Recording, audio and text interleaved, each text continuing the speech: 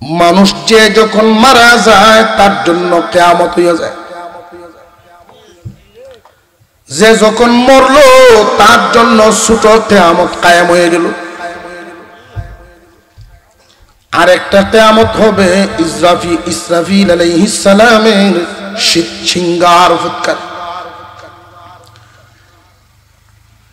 ইসরাফিল আলাইহিস সালামের সিংহার আওয়াজে আরেকটা হবে, একটা কিয়ামত ছোট কিয়ামত, যখন যে মরবে তার জন্য তখনই কিয়ামত হবে। আরেকটা হইল বড় কিয়ামত, এই বড় কিয়ামতটা সংগঠিত হবে ইসরাফিল আলাইহিস সালামের সিংহার আওয়াজ। এই সিংহার আওয়াজটা ইসরাফিল আলাইহিস সালাম দিবেন কখন? আল্লাহ পাক রব্বুল আলামিন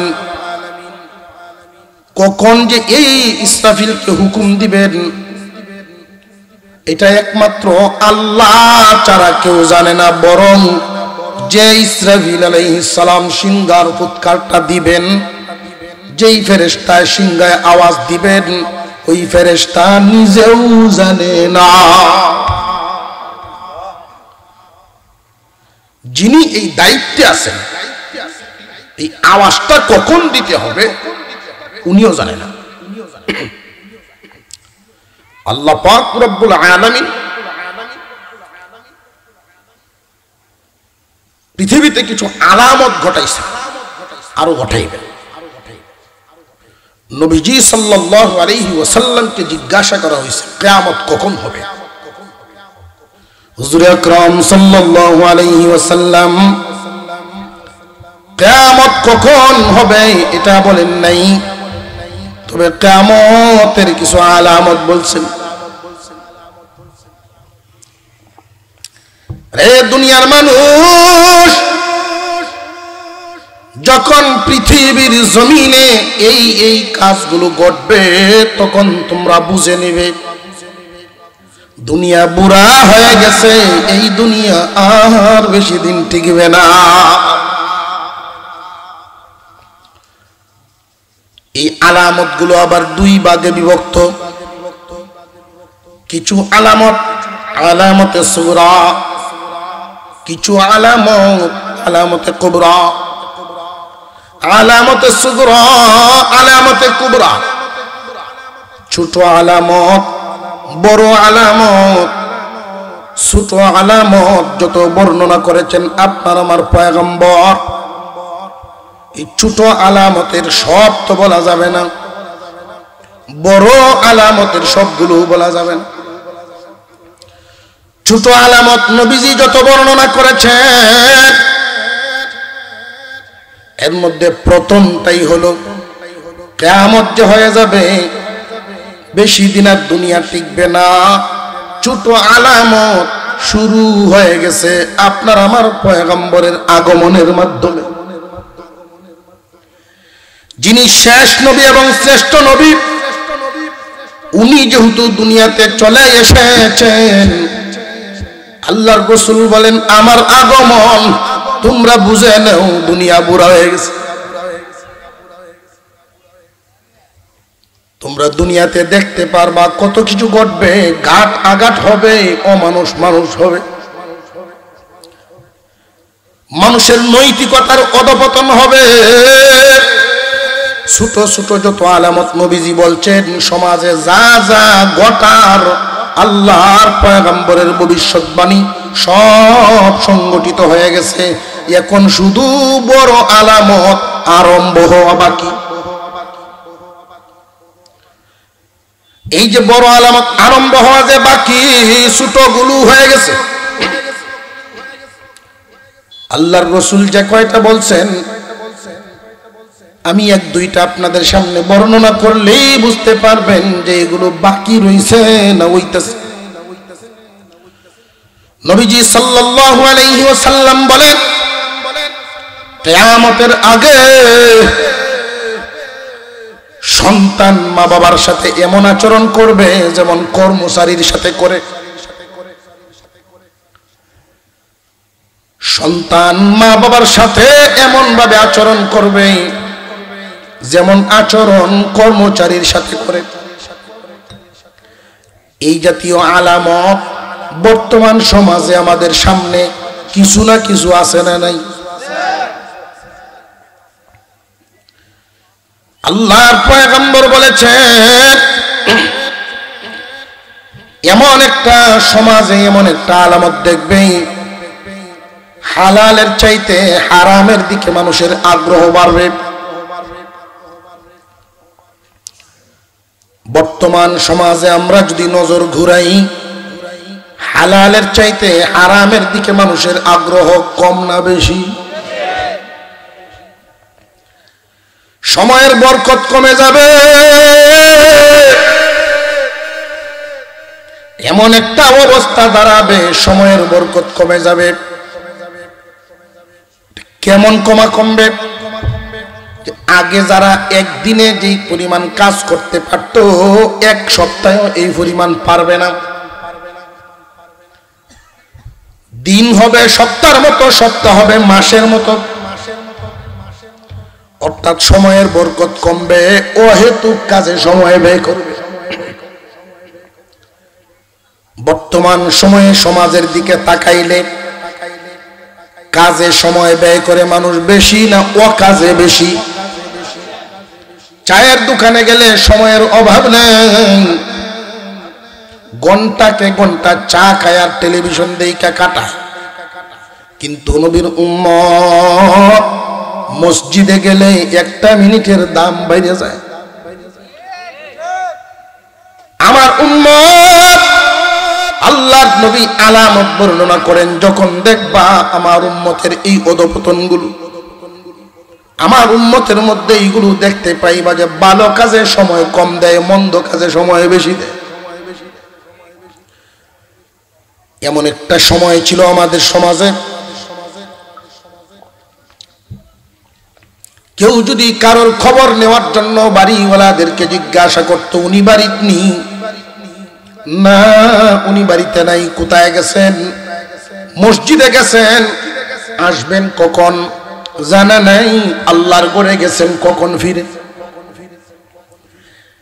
আর যদি বলতো যে বাজারে গেছেন, আসবেন কখন, যে আপনি দাঁড়িয়ে থাকেন, হয়তো আপনি থাকতে থাকতেই চলে আসবেন। অর্থাৎ আল্লাহর ঘরে গেলে নেক কাজে যখন মুমিন যাইতো, কখন ফিরবে, নেক কাজের মজা কখন শেষ হয় আর কখন ফিরবে, এটার কোনো ঠিক নেই। বাজার দুনিয়ার জরুরত পূরণের জন্য নবীজি বাজারকে নিকৃষ্ট জায়গা বলছেন। জমিনের সর্বোত্তম জায়গা আল্লাহর ঘর মসজিদ, নিকৃষ্ট জায়গা হলো বাজার।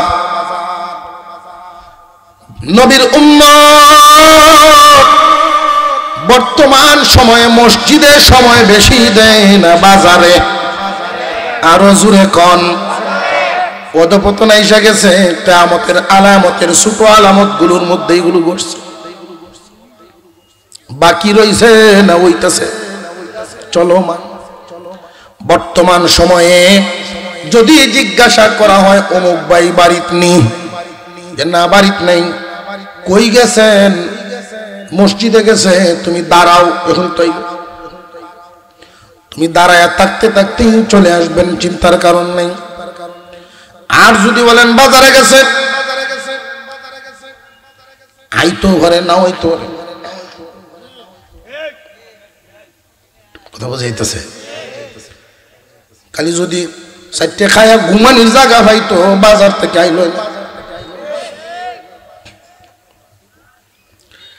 হুজুর সাল্লাল্লাহু আলাইহি ওয়াসাল্লাম যেই আলামতগুলোর কথা বর্ণনা করেছেন, হালালের তুলনায় হারামে মজা পাইব বেশি।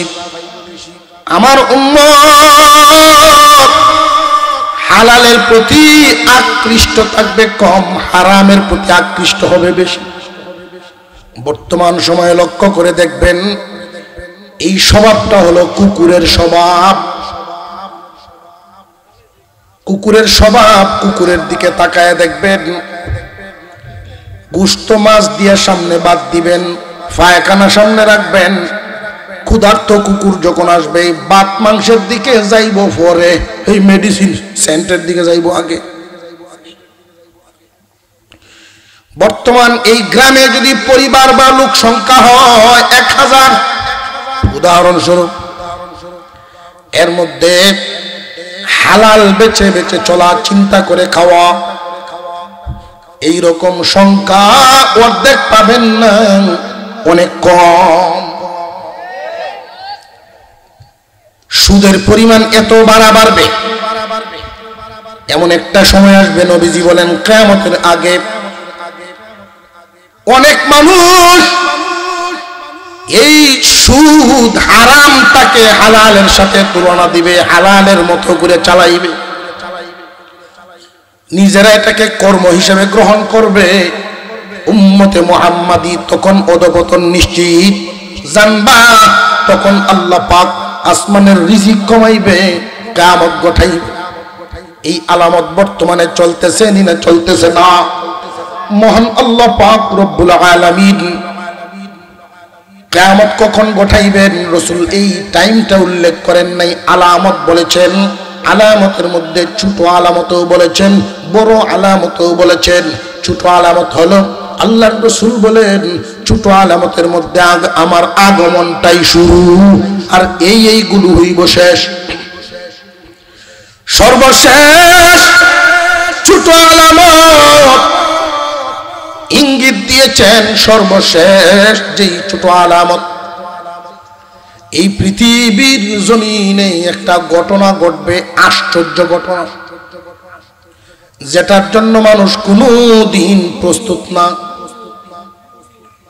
প্রতিদিন আমরা পূর্ব আকাশে তাকায় থাকি, সূর্য ওঠার অপেক্ষা করি, নিয়ম মেনে প্রতিদিন সূর্যটা কোন দিকে উঠে, এই পূর্ব দিকে সূর্য উঠা। একদিন হঠাৎ করে মানুষ দেখবে সূর্য তো উঠে না। আল্লাহু আকবার বলেন, আরো জোরে বলেন আল্লাহু আকবার। এই সূর্য উঠে না, মানুষ অপেক্ষা করতে থাকবে। সূর্য যেহেতু উঠে না, দিনের আলো আসে না, সময়টা হবে সুবে সাদিকের মতো, রাত শেষ, সূর্য উঠা বাকি। এই যে ভোরবেলার সময়টা, এমন একটা টাইম পার করতে থাকবে মানুষ, শুয়ে থাকবে বিছানায়, 8 ঘন্টা 10 ঘন্টা চলে যাবে, সূর্য উঠে না, সকাল হয় না, মানুষ পিঠে ব্যথা ব্যথা অনুভব করবে, উঠবে। মা বোনরা রান্না বান্না করবেন, খাওয়া দাওয়া হইলো, কি হইলো, সূর্য কেন উঠে না? যদি কারেন্ট যাইতো, পল্লী বিদ্যুৎ অফিসে যোগাযোগ করলে কুচ পাওয়া গেল কোন জায়গা কোন তার ফেসলা। তো সূর্যের নিয়ন্ত্রণ কি জমিনের কোথাও আসেনি? আল্লাহর পয়গম্বর বলেছেন, মায়ার উম্মত, আল্লাহ দয়া করে তোমাদেরকে বোনাস দিছেন। আমার আপনার পয়গম্বর শ্রেষ্ঠ নবী মুহাম্মদুর রাসূলুল্লাহর উসিলায় উম্মতে মুহাম্মাদি কিছু শ্রেষ্ঠ বোনাস পাইছে, যেই বোনাসগুলো অন্য কোন পয়গম্বরের উম্মতকে আল্লাহ দেন নাই। এর মধ্যে একটা হলো, এই উম্মত গুনাহ করে যদি ভুল স্বীকার করে তওবা করে, অন্যান্য উম্মতেরাও তওবা করত, আল্লাহ যদি খুশি হইতেন তাদেরকেও মাফ করতেন।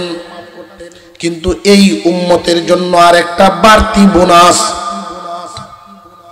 উম্মতে মুহাম্মাদিকে আল্লাহ শুধু মাফ করেন না, ইউবাদদিলুল্লাহু সাইয়্যাতিহিম হাসানাত, এই গুনাহগুলো শুধু তওবা কবুল করে, গুনাহগুলো শুধু মাফ করেন না, এদের গুনাহ নেকি দিয়া বদলায়া দেন। নবীর উসিলায় আমরা আরেকটা নিয়ামত পাইলাম, অন্যান্য উম্মতেরা ইবাদত করতে হতো বেশি, আর আমাদের ইবাদত কম, তারা বদলা পাইতো কম, আমরা ইবাদত করি কম, বদলা পাই বেশি। যেমন উদাহরণস্বরূপ নামাজ পড়ি 5 ওয়াক্ত, প্রত্যেকের আমল নামায় লেখা হয় 50 ওয়াক্ত। আরো জোরে কোন সুবহানাল্লাহ। আল্লাহর পয়গম্বর বলেন, আমার মায়ের উম্মত, কেউ যদি কোনো ভুল করো সাথে সাথে তওবা করে ফেলবা। এই দুনিয়াতে কেউ থাকবা না, দুনিয়া থেকে চলে যেতেই হবে, এতে কোনো সন্দেহ নাই। কিন্তু যেতে যে হবে এই কথাটা মনে রাখবা, কোথায় যাইবা। আমাদের সামনে ভবিষ্যৎ আছে না নাই? প্রথম একটা স্টপিস, যার নাম কবরের জগৎ। ওইখান থেকে উঠতে হবে সব মানুষকে একসাথে। ওই জায়গাটার নাম হলো হাসরের ময়দান, হাসরের মাঠ, হিসাব নিকাশ। এরপরে হইল ফয়সালা, শেষ ঠিকানা জান্নাত অথবা জাহান্নাম। এই যে বাজারটা যেখানে বর্তমানে আমরা আছি, এই দুনিয়া কি স্থায়ী না অস্থায়ী? আরো জোরে। এই অস্থায়ী বাজার আল্লাহ কিন্তু রাখবেন না। অস্থায়ী বাজার মহান আল্লাহ এক সময় তছনছ করে দিবেন। কখন এগুলো করবেন খুব ভালো করে বুঝেন। মানুষের নৈতিক আদর্শ, নৈতিকতা এমন পর্যায়ে চলে যাবে, সারা দুনিয়ার অবস্থাটা বেশিরভাগ পাপাচারে ভরে যাবে। মহান আল্লাহ পাক আসমান টিকায় রাখছেন পাপীদের জন্য নয়, জমিন টিকায় রাখছেন পাপীদের জন্য নয়। হাদিসের মধ্যে রাসূল বলেছেন, যতক্ষণ পর্যন্ত একজন আল্লাহ বলনেওয়ালা থাকবে,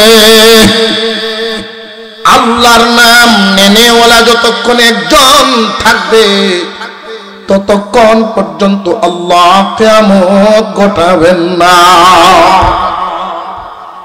দুনিয়ার জমিনে, এই দুনিয়াতে আধুনিকতার আবিষ্কারক বিজ্ঞানী বলেন, কুজ্ঞানী বলেন, ওদের উসিলায় আল্লাহ কি জমিন টিকায় রাখছে না আল্লাহ আল্লাহ বলনেওয়ালার উসিলা? যেই দিন অধপতন অবস্থাটা এমন হবে,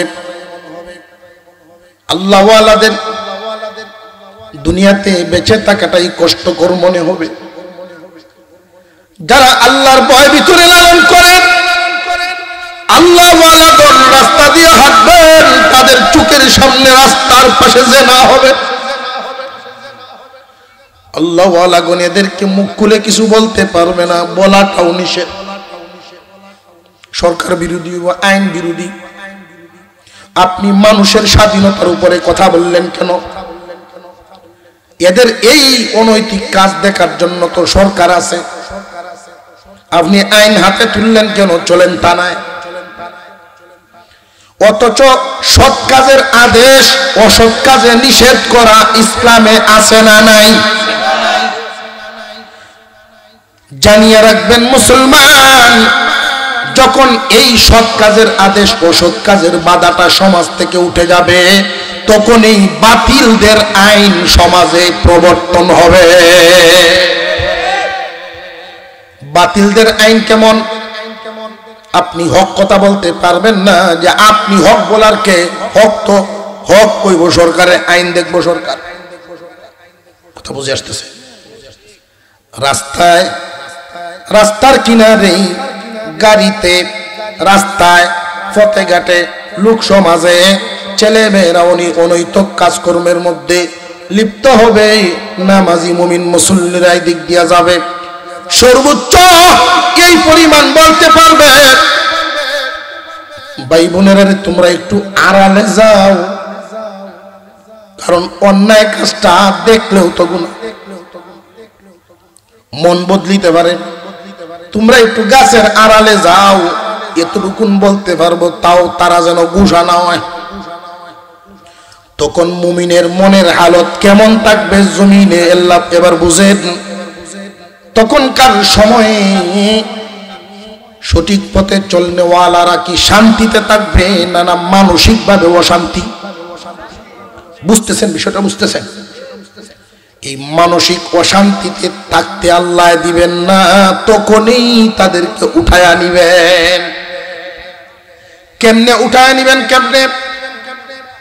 আল্লাহর পক্ষ থেকে একটা রহমতের হাওয়া প্রবাহিত হবে।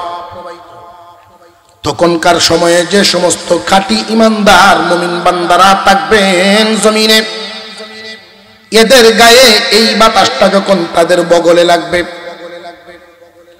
ইমানদার মুমিনগণ দুনিয়ার জমিন থেকে বিদায় হয়ে যাবেন। তবে এর আগে কঠিন কঠিন কয়েকটা আলামত নবীজি বর্ণনা করেছেন। ছোট আলামতগুলো যখন শেষ হয়ে যাবে তখন বড় আলামত শুরু হবে। বড় আলামত কোন কোন জায়গায় 10টা আলামত বর্ণনা হয়েছে। এর মধ্যে একটা বলতেছিলাম এমন, হঠাৎ করে দেখা যাবে সূর্য ওঠা বন্ধ। দুনিয়ার মানুষ মায়ের উম্মত, আল্লাহর পয়গম্বর বলেন যেই দিন সূর্য ওঠা বন্ধ হবে ওই দিন তওবার দরজাটাও বন্ধ হয়ে যাবে। উম্মতে মুহাম্মাদির জন্য আল্লাহর রাসূল বলেন তোমরা তওবা করবা, তওবা করবা, বেশি বেশি তওবা করবা, গুনাহগুলো মাফ করে রাখবা। কারণ একটা কাপড় পরিধান করলে ময়লা হইতেই পারে, আশ্চর্যের কিছু না। ঠিক না ঠিক? আরে গলা আমার ইন্নে ভাঙ্গা, আপনার তোর ভাঙ্গা না। কাপড় একটা পরিধান করলে ময়লা হওয়াটা কি অস্বাভাবিক না স্বাভাবিক? কিন্তু এই ময়লা ভরা কাপড়টা যদি ঘরের কোনায় রাইখা দেয় এক সময় ব্যবহারের যোগ্যই থাকবে না।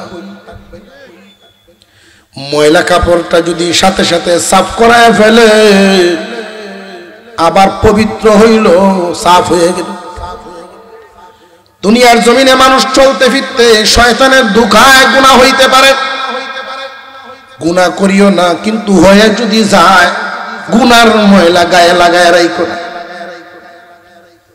আল্লাহ পাক রব্বুল আলামিনের পয়গম্বর তওবার অনেক দোয়া শিখাইছেন। এমন কি একটা বর্ণনা এমন আছে, আত-তাইবু মিনাজ যামবি কামাল্লা যামবালা। কোন ব্যক্তি যদি তার গুনাহের উপরে অনুতপ্ত হয়, লজ্জিত হয় যে আমি সবার সামনে চোখে ফাঁকি দিতে পারলেও আমার মাওলার সামনে তো ফাঁকি দিতে পারবো না, এমন একটা জায়গায় গিয়ে অন্যায়টা করেছি যেখানে কোনো বন্ধুর চোখ নাই, আত্মীয়র চোখ নাই, পরিচিত অপরিচিত সব মানুষের চোখের আড়ালে গিয়া লুকাইয়া একটা গুনাহ করলো, বান্দার মনে তাৎক্ষণিক একটা ধাক্কা দিল। সবার চোখে যদিও ফাঁকি দিতে পেরেছি কিন্তু আমার মালিকের চোখে তো ফাঁকি দিবার পারি নাই। দুনিয়াতে বাবার সামনে সন্তান বিড়ি খাইতে অবশ্যই ভদ্র সন্তানরা লজ্জিত হবে, বাবাই দেখতে আমি তো আল্লাহর গোলাম, আমার মাওলারে দেখায় আমি এই গুনাহ কেমনে করলাম। গুনার উপর যখন মানুষ অনুতপ্ত হয়ে যায়, লজ্জিত হয়, তাৎক্ষণিকভাবে ফিরে আসে আর সংকল্প মজবুত করে আর জীবনে কোনো দিন এই গুনাহ করব না। তার ব্যাপারে ঘোষণা হলো সে যেন কোনো গুনাহই করে না, আল্লাহ তারে এমন ভাবে মাফ করবেন যেন সে গুনাহই করে নাই। আল্লাহ তার বান্দারে কত ভালোবাসেন, আল্লাহ চান না তার কোন একটা বান্দা জাহান্নামের আগুনে জ্বলুক, আল্লাহ চান না। হুজুর আকরাম সাল্লাল্লাহু আলাইহি ওয়াসাল্লাম বর্ণনা করেন, আমার উম্মতেরা রে তোমরা বেশি বেশি করে তওবা করবা। তোমাদের তওবার কারণে জবানের মর্যাদা, জবানের দাম আল্লাহ বাড়ায়া দিবেন। কিয়ামত হবে কখন? এই আলামত গুলো ঘটবে যখন। আলামতের সর্বপ্রথম আলামত কোনটা? আল্লাহর রসুলের আগমন। আল্লাহর রসুলের আগমন দিয়েই শুরু হয়ে গেছে যে কিয়ামত আর বেশি দূর না। এই আলামতগুলোর মধ্যে ছোট আলামতও আছে, বড় আলামতও আছে। ছোট ছোট আলামতগুলোর মধ্যে কয়েকটা তো বললাম, এমন কোন আলামত নাই যে ছোট আলামত এখনো বাকি রয়েছে, সব হইতে গেছে। বড় বড় আলামতের মধ্যে বাকি আছে বড়গুলো। এর মধ্যে একটা বলছি, সূর্য ওঠা বন্ধ থাকবে, সূর্য উঠবে না, মানুষ খানা পিনা খাইয়া এই অবস্থায় আবার গিয়া শুইবে, গড়াগড়ি করবে না, উঠবে না। মানুষের ভিতরে একটা ভয় কাজ করতে থাকবে। তখন আলেমদের জবানে হাদিসের এই কথাগুলো যারা শুনছে তারা বলবে, এই যে হুজুররা কইছেন ঠিক হইল। তখন মানুষ দৌড়াইতে থাকবে আল্লাহর ঘরের দিকে। তখনকার সময়ের যারা থাকবে দুনিয়ায়, বাবা ছেলেদেরকে ডাকতে থাকবে, হায় তাড়াতাড়ি আয়। সূর্য উঠা যে বন্ধ হইছে, মনে হয় ওই কারবারটাই শুরু হইছে, তওবার দরজা বন্ধ হইতেছে। সূর্য যদি পশ্চিম দিকে উদয় হইয়া যায়, মানুষের তওবার দরজা তখন বন্ধ হইয়া এমন ভাবে থাকবে দুনিয়ার মানুষের দোয়া আর কবুল হবে না। আল্লাহর রাসূল বলেন, পশ্চিম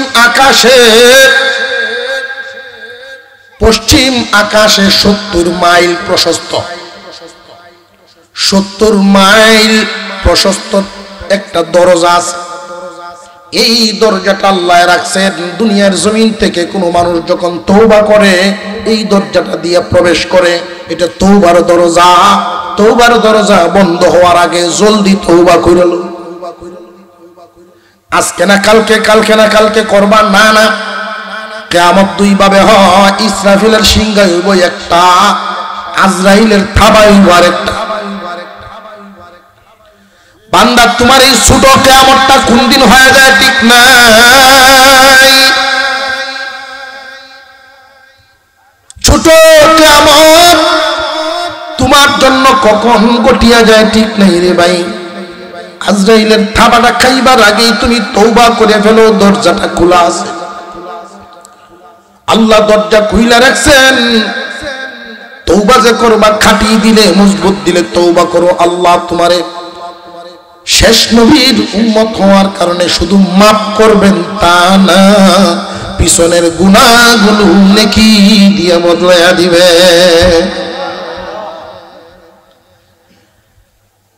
কিয়ামতের বিভীষিকা যারা দেয়, সাধারণত বেশিরভাগের উদ্দেশ্য হইল, হুজুর এই সময় কামটা কি হইব। ইসরাফিল আলাইহিস সালাম যখন ফুৎকার দিবেন, ফু দিবেন, এত সুন্দর সুর, কত ধরনের সুর তো দুনিয়ার জমিনে বাজে। ইসরাফিলের বাঁশির সুর, এটা এমন একটা সুর দুনিয়ার মানুষ যা জীবনে কোনোদিন যার মতো সুর আর শুনে নেই। মধুর আকার, মধুর সুর, খুব শুনতে ভালো লাগবে। তখনকার দুনিয়ায় যারা বসবাস করবে একজনও কিন্তু ইমানদার থাকবে না। বুঝেন, ইমানদার থাকবো না। এর আগেই তো ইমানদাররা বিদায়, দাঁত জ্বালাইব, আরো অনেকগুলো ঘটনা আছে। ইসরাফিলের যখন সিংহাটা আল্লাহর হুকুমে ফু দিবেন, প্রাথমিক অবস্থা হবে খুব মিষ্টি মধুর সুর। কে বাজায় খুঁজ পাইত না। একবার বিল্ডিং এর মানুষ জানালা দিয়ে আরেক বিল্ডিং ওয়ালার দিকে তাকায়া থাকবো। সুযোগ পাইলে জিজ্ঞাসা করবে, ভাই এই আওয়াজটা কি আপনার বাসার থেকে আসে নাকি? সুবহানাল্লাহ হইতেন না যে না, আপনার বাসার তো না, আমি তো ভাবছি আপনারা এনতে। সময় যাইবে আর এই আওয়াজ বাড়তেই থাকবে।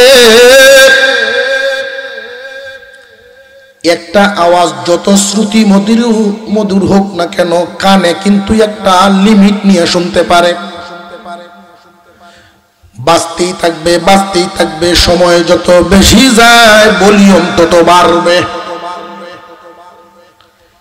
একটা পর্যায়ে এমন হবে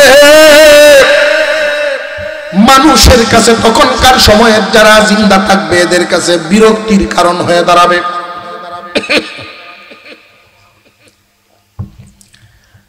বন্ধ করার চেষ্টায় তারা গড়ের মানুষ উঠানে আসবে, উঠানের মানুষ গাটায় যাবে, রাস্তার মানুষ হাওড়ে যাবে। আওয়াজ সহ্য করার মতো ক্ষমতা মানুষের আর থাকবে না। এই আওয়াজটা এত বিকট থেকে বিকটতর ধারণ করবে, মানুষের কানের পর্দা ফেটে যাবে, উড়ন্ত পাখিগুলো এই আওয়াজে মারা যাবে, জমিনের অন্যান্য প্রাণীরা মরা শুরু করবে। বিকট থেকে বিকট আওয়াজ, এই কথাটা আল্লাহ কুরআনুল কারীমের এক সূরার মধ্যে বলেন, আল কারিআতু মাল কারিয়া, প্রলয়, মহাপ্রলয়। আওয়াজ বিকটতর আওয়াজ। আল কারিআতু মাল কারিয়া, আওয়াজ বিকট আওয়াজ। ওয়া মা আদরাকা মাল কারিয়া, ও দোস্ত আমার আপনি কি জানেননি কারিয়ার সময় কি হবে? কারিয়া কি? আয়াত নাজিল হয়ে গেছে, আল্লাহ পাক জানায় দিলেন, দোস্ত আওয়াজ, কঠিন আওয়াজ। এই আওয়াজটা কি আপনি জানেননি? আল কারিআতু মাল কারিআ ওয়া মা আদরাকা মাল কারিআ ইয়াউমা ইয়াকুনুন নাসু কাল ফারাশিল মাবসুস। এই আওয়াজটা প্রথমে শ্রুতি মধুর, বাড়তে বাড়তে মানুষের অশান্তির কারণ হবে। এই আওয়াজের কারণে ইয়াউমা ইয়াকুনুন নাস, মানুষের হালত কেমন হবে জানেননি দোস্ত আমার? কাল ফারাশিল মাবসুস, বাতির কাছে পোকামাকড়ের যেই হালত, বাতিটার কাছে পোকামাকড়ের কোনো সুশৃঙ্খল চলাফেরা না, সব এলোমেলো। মানুষ ওই আওয়াজের কারণে এমন এলোমেলো ছত্রভঙ্গ চলাফেরা করবে, মানুষের জীবন দুর্বিষহ অশান্তিতে পরিণত হবে। মা তার সন্তান বলে যাবে, বাবা তার ছেলে তখন বলে যাবে। এই যে অশান্তি শুরু হয়ে যাবে, দুনিয়াতে অশান্তি চলতেই থাকবে। কে কার পিছে তাকায়? আওয়াজ কিন্তু কমবে না, শুধু বাড়তেই থাকবে, বাড়তেই থাকবে। বলেন আল্লাহু আকবার। আল্লাহ বলেন মানুষ মারা যাবে, এরপরে হালত কি থাকবে জানোনি? প্রাণী জগৎ যা আছে সব মারা গেল। পরের হালত, পরের আয়াতে আল্লাহ বলেন ইয়াউমা ইয়াকুনুন নাসু কাল ফারাশিল মাবসুস ওয়া তাকুনুল জিবালু কাল ইহনিল মানফুশ। আল্লাহু আকবার। ওয়া তাকুনুল জিবাল, পাহাড় সমূহের কি হালত? সিংহার আওয়াজে বিশাল বিশাল পাথরের পাহাড় আছে না নাই? বিশাল বিশাল এই পাথরের পাহাড়গুলো সিংহার ফুৎকারের আওয়াজের ধাক্কায় পাথরের পাহাড়গুলো আর জায়গায় থাকতে পারবে না, এগুলো জায়গা ছেড়ে দিবে। এটা কেমনে হইতে পারে? কিভাবে সম্ভব? লক্ষ্য করে দেখবেন, কোথাও যদি কোনো একটা টায়ার ফাটে, বাতাস উড়ে, আওয়াজ যেখানে বেশি হয় আওয়াজেরও একটা পাওয়ার আছে, ধাক্কা আছে। এই আওয়াজের ধাক্কায় ধুলাবালি উড়ে। ইসরাফিলের সিংহার আওয়াজ এত বিকট থেকে বিকট হবে, তার ধাক্কাটা ওই পাথরের পাহাড়গুলো সহ্য করতে পারবে না। বিশাল বিশাল পাথরের পাহাড়গুলো জায়গা ছেড়ে দিবে। ওয়াতাকুনুল জিবাল, পাহাড়গুলোর হালত হবে এমন। এক আয়াতের মধ্যে আছে জায়গা ছেড়েই তো আর বসবে না, তারা চলা শুরু করবে। পাথরের পাহাড়গুলো যখন চলতে থাকবে,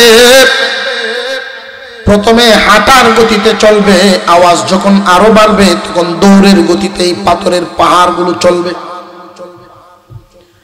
দৌড়ের গতিতে চলার পরে বিকট থেকে বিকট যখন আওয়াজ আরো হইতে থাকবে, গতি আরো বাড়বে, এক পর্যায়ে পাহাড়গুলোর হালত হবে তামাম দুনিয়ার সমস্ত পাহাড়গুলো একটার সাথে আর একটা টক্কর লাগা শুরু হবে।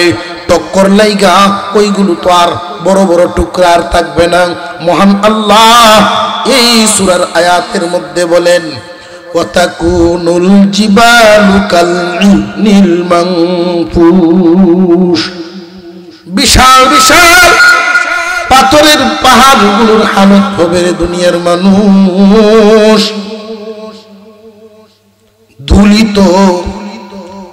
ধুলিত করা তুলার মতো।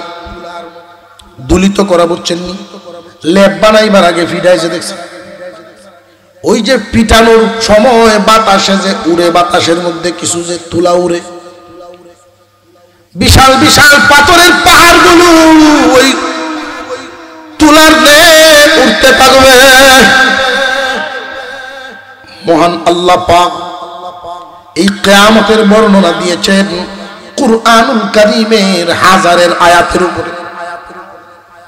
কিয়ামতের সময় ঘটনা কি ঘটবে? জমিনের হালতটা তো বললাম, জমিন তো ঠিক থাকবে না, তখন পাহাড় জায়গা ছেড়ে দিবে, পাহাড়গুলো রুই রুই হয়ে যাবে। তখন জমিনটার হালত যেমন টিনের ঘরের টিন আছে, এক টিনেরও পেরাক নেই। পেরেক যদি না থাকে টিন কি থাকবো নি?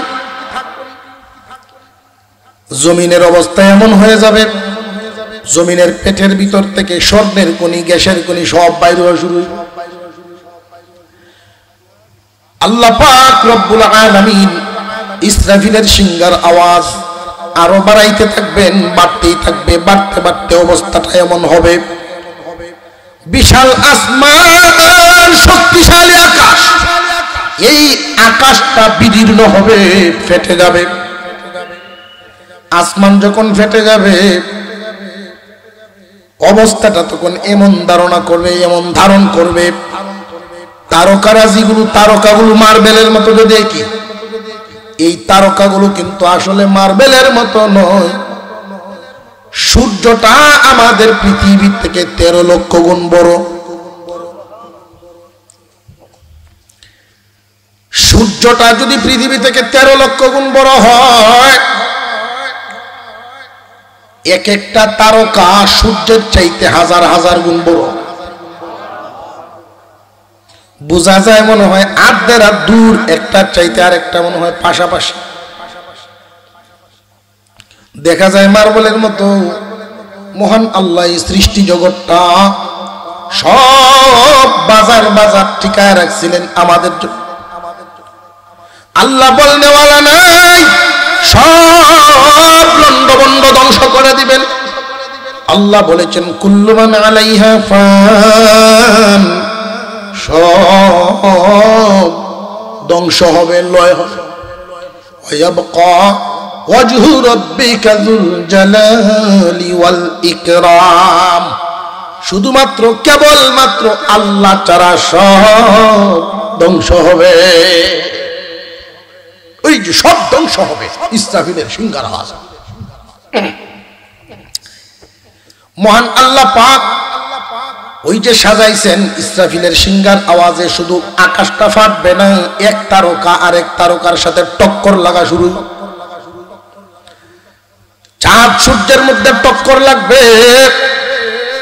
আওয়াজের কারণে দুনিয়ার সমস্ত পানি, পুকুরের পানি খালে চলে যাবে, খালের পানি নদীতে চলে যাবে, নদীর পানি সাগরে চলে যাবে, সমস্ত পানি গিয়ে একত্রিত হবে।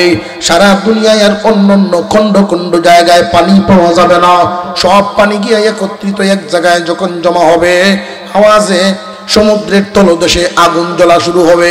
এই পানিটার মধ্যে টকবক টকবক ভাব শুরু হবে, বাতের ফেনা উঠলে যেমন হয় এইভাবে যখন শুরু হবে পানিটা এক সময় আগুনে রূপান্তরিত হইব। দুনিয়ার পানিটাই আগুনে রূপান্তরিত হবে। এই পানিটা যেই আগুন হবে মহান আল্লাহ এই আগুন দিয়েই হাসরের মাঠের বাউন্ডারি দিবেন। হাসরের মাঠের বাউন্ডারি কি ইটের না আগুনের? পালায়া যাওয়ার কোনো ভাব আসেনি। এই যে একটা দিন আমাদের সামনে আছে, কিয়ামতের বিভীষিকার আলোচনা শুনবেন। মূল কারণ কি? আমাদের সামনে যে দিন একটা আছে এই চিন্তা আমরার ভিতরে তো থাকা দরকার নাকি? আল্লাহ বলেন ভয় করা ওই দিনটাকে। কোন দিন? ওয়াত্তাকু ইয়াওমান তুরজাউনা ফীহি ইলাল্লাহ। ভয় করো তোমরা ওই দিনটাকে। কোন দিনটাকে? একটা হইল দুনিয়া থেকে বিদায় হওয়ার দিন, আজরাইলের খাবার দিন। আজরাইল আলাইহিস সালাম আমাদের সামনে আসলে দুনিয়া থেকে নিয়ে যাবে। সুতরাং দুনিয়াতে যেহেতু থাকতেই পারবো না, প্রস্তুতি আগের থেকে নেওয়ার দরকার আছে না নাই? আজরাইল তো এমন একজন ফেরেশতা, কারোর কাছে আসলে কোনো পারমিশন লাগে না, সময় বেঁধে দেওয়া আছে, আল্লাহ একমাত্র জানেন। আজরাইল নিজেও জানে না কারে কোন সময় দুনিয়া থেকে নিবেন। আল্লাহর হুকুম হবে, সাথে সাথে নোটিশ নিয়ে আজরাইল আসবে, চলো 2 রাকাত নামাজের টাইম পর্যন্ত আপনাকে দেওয়া হবে না, ব্যাগ গুছানির সময় নেই, রওনা দিয়া দিতে হবে। আপনার আমার পয়গম্বর বলেছেন আমার উম্মত রওনা যে দিবা, দুনিয়ার সফর শেষ করিয়া যে তুমি রওনা দিবা, প্রথম যেই জগৎটা পাড়ি দিতে হবে স্টপিজ জায়গাটার নাম আলমে বরজখ। আলমে কবরের জগৎ। এই কবরের জগৎটা যে তুমি পাড়ি দিবা, আলমে বারজাখ। বারজাখুন শব্দের অর্থ হলো পর্দা, আড়াল, ডাকনা। দুনিয়ার মানুষ দেখে না, হাসরের মাঠে উঠে না। হাসরের মাঠে উঠবার আগে, দুনিয়া থেকে বিদায় হওয়ার পরে এই যে মাঝখানের সময়টা, এই সময়টা এমন, হাসরের মাঠে তো উসিলা চলবে। সন্তান যদি দিনদার হাফেজ আলেম হয়, সন্তানের সুপারিশে, সন্তানের উসিলায় মা বাপরে আল্লাহ মাফ করুন।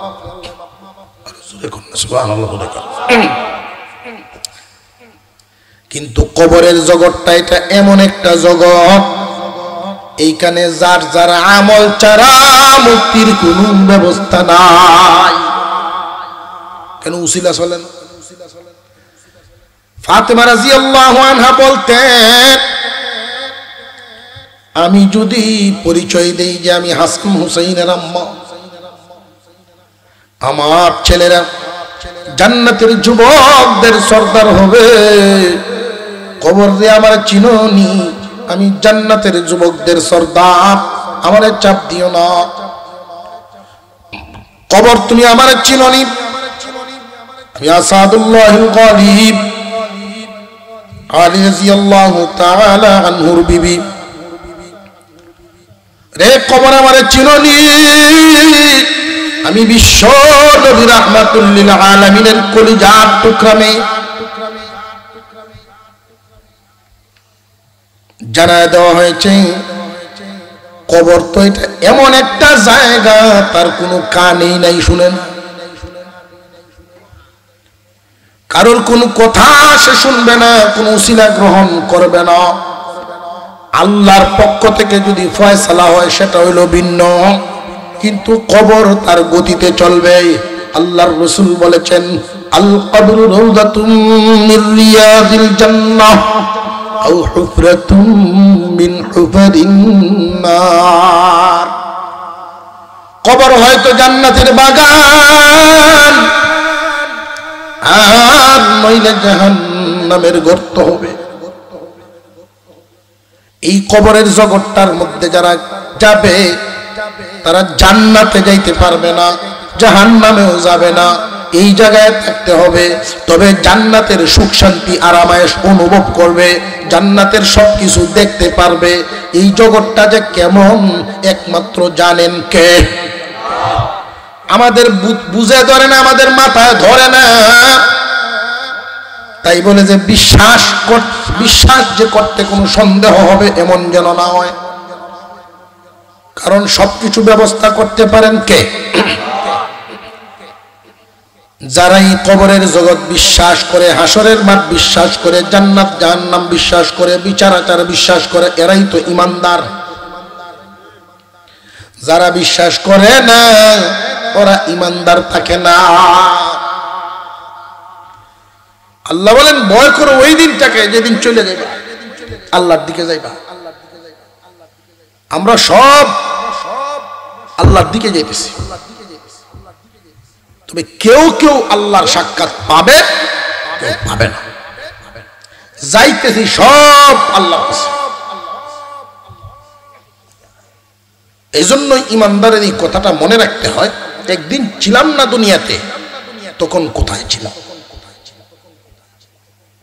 যেদিন থাকবো না কোথায় যাব?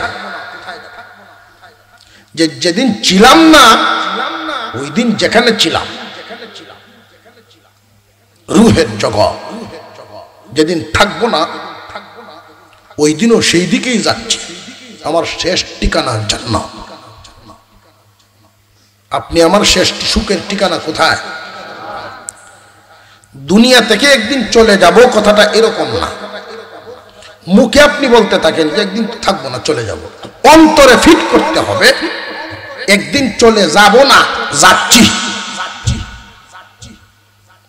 যাব না যাচ্ছি। যাব কইলেই দোকানের মোহব্বত ঢুকে, বিল্ডিংটা বানানি লাগবে। যাব বললেই আরেকজনের জমিনটা চোখে পড়ে, এটা কিনতে হইব। যাবটা বললেই দুনিয়ার লোভ অন্তরে জায়গা নেই। যদি বলে যে না যাচ্ছি, কোন মানুষ যদি স্টেশন গাড়ির অপেক্ষায় বসে, এই সময় যদি তারে কেউ কয় দাম কম বাড়িটা কিনে লাইন, কিনবো কেউ? এই বোঝটা ভিতরে ঢুকাইতে হবে, দুনিয়া সুখে থাকার জায়গা না, দুনিয়া থেকে বিদায় হইয়া জান্নাত হইল সুখে থাকার জায়গা। আল্লাহ বলেন ভয় করো ওই দিনটাকে যেই দিন তোমরা সব আল্লাহর দিকে যাইবা। একবারের যাওয়া হইল ব্যক্তিগত যাওয়া, ব্যক্তিগত কিয়ামত। আর একবারের যাওয়া আল্লাহর সামনে হাসরের মাঠে গিয়ে উঠুন। হাসরের ময়দানে উঠতে ওই বলি না ওই তো না, একবার গেলাম দুনিয়া থেকে বিদায় হইয়া, এরপরে দেখবেন বহুত, এরপরের ইতিহাস হলো বহুত কিছু ঘটবে। আজ ইসরাফিলের সিংহার আওয়াজে সব ধ্বংস হবে, সমস্ত কিছু একাকার হয়ে আজরাইল নিজের জান নিজে কবজ করতে হবে। শুধু থাকবেন আমার আপনার আল্লাহ।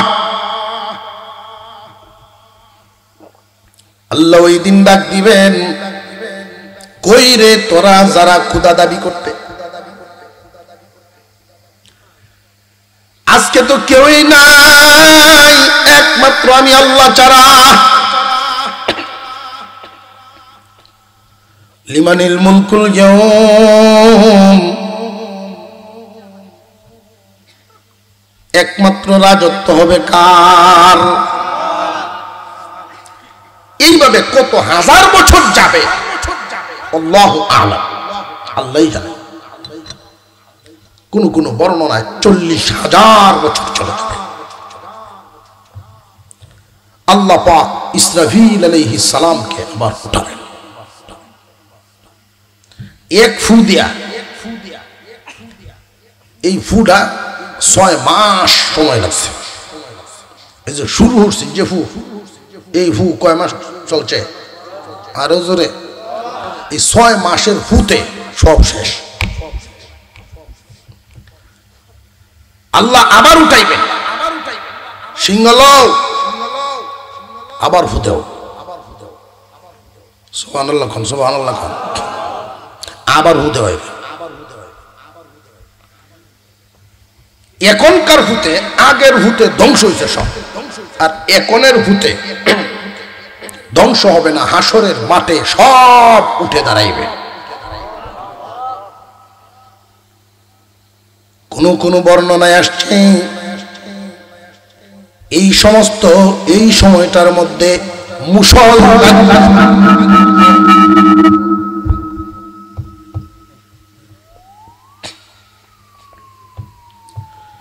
এখানে শর্ট করছে কিনা, এখানে কি হয়েছে শর্ট করছে।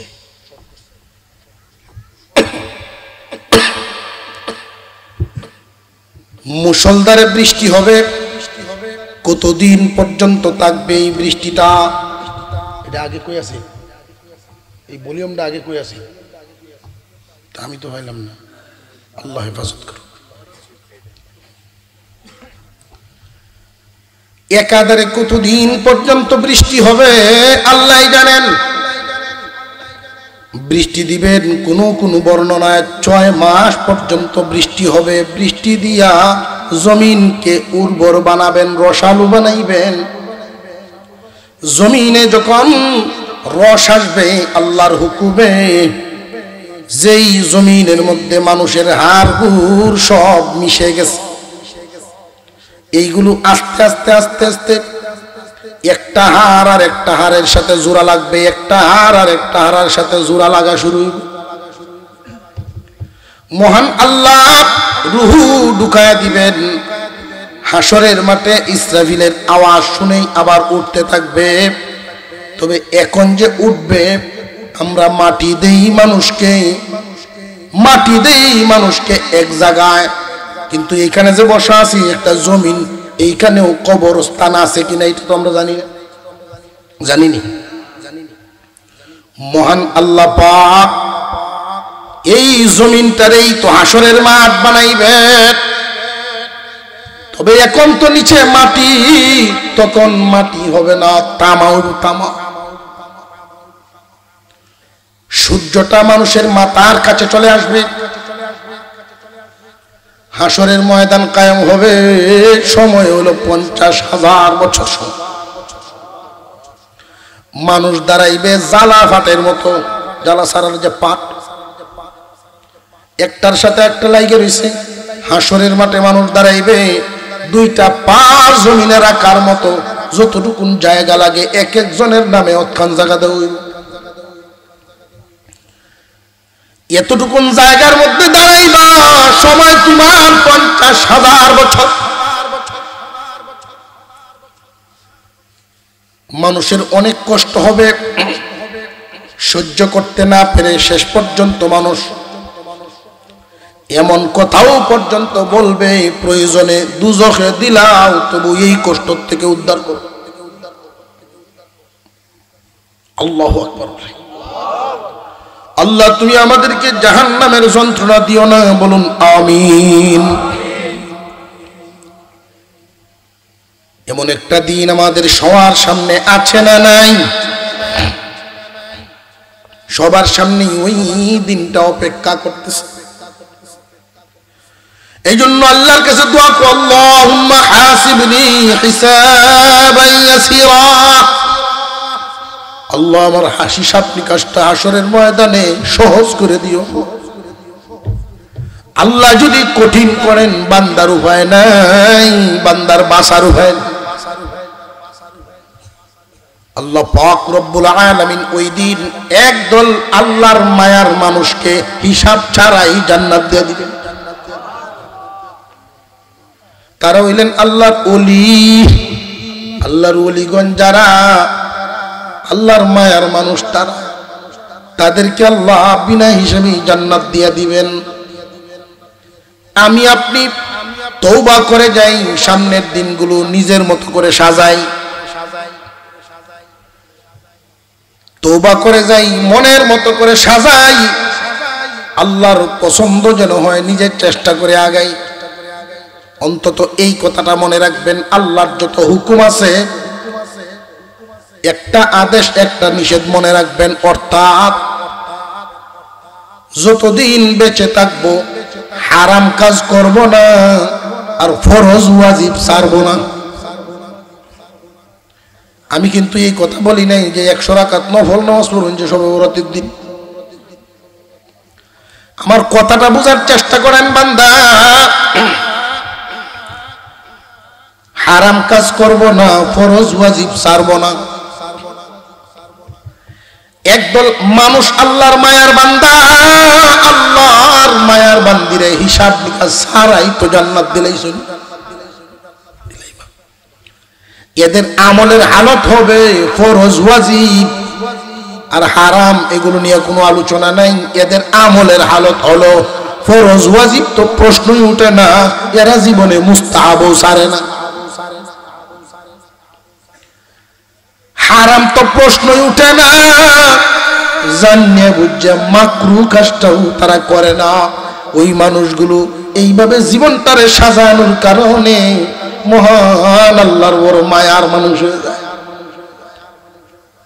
দুনিয়াতে যারা সুন্নত মুস্তাহাবও ছাড়ে না, মাকরু কাজটাও করে না, ওই মানুষগুলো কি এই দুনিয়ায় চলাটা সহজ না অনেক কষ্টের? অনেক কষ্ট করে দুনিয়ার থেকে বিদায় হওয়ার কারণে আল্লাহ বলবেন, আমার মায়ার বান্দা বান্দি, হিসাব নিকাশ বিচার আচার শুরু হওয়ার আগেই তোমরা জান্নাতে চলে যাও। আর যারা থাকবে হাসরের মাঠে, এদের মধ্যে কিছু মানুষ থাকবে আল্লাহ দয়া করে এদের হিসাবটা খুব সহজ করে দিবে। আল্লাহ যাদের হিসাবটা খুব সহজ করে দিবেন, ওরাও জাহান্নামে না গিয়ে ওই জান্নাতে যাইব। জাহান্নামে যাইতে হবে না, হিসাব হবে, সহজ হবে। জাহান্নামে না জ্বলেই তারাও জান্নাতে যাইবে। এই মানুষগুলো কারা? ওই যে একটু আগে বললাম, ফরজ ওয়াজিব ছাড়ে না, হারাম কাজ করে না। ফরজ ওয়াজিব ছাড়ে না, হারাম কাজ করে না। এই একটা উসুল নিয়ে যারা জীবনযাপন করার শক্ত এরাদা করে, এরপরেও দেখা গেল এই বাকি জিন্দিগির মধ্যে কিছু হারাম কাজ করতে গেছে, তওবা করছে, আল্লাহর কাছে মাপ চাইছে, কিছু ফরজ ওয়াজিব ছুটে গেছে।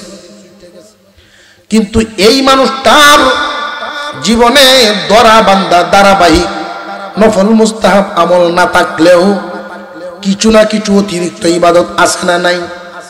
ওই যে কিছু ইবাদত অতিরিক্তটা আল্লাহ ওই ঘাটতিটা পূরণ করায়া বান্দার জন্য সহজ হিসাবটা সহজ করে দিবেন। পাক্কা এরাদা রাখতে হবে, ফরজ ওয়াজিব ছাড়বো না, হারাম কাজ করব না। যারা এর নিচে নামবে, ফরজ ওয়াজিব ছাড়ে, হারাম কাজ করে, এদের চলাফেরার কাফেরদের চলাফেরায় কোনো বেশ কম নাই। এদের লেবাস, এদের আচার আচরণ, এদের কথাবার্তা আর বেঈমান কাফেরদের কথাবার্তায় তেমন বেশ কম নাই। এই জন্য হাসরের মাঠ থেকে এদেরকেও যদিও যারা পরিমাণ হোক, কিছু পরিমাণ হোক ঈমান নিয়ে গেছে, কিন্তু আমলের হালত, চালচলনের হালত, রুচির হালত বেঈমানদের মতো। মহান আল্লাহ পাক সবগুলো দিবেন জাহান্নামে,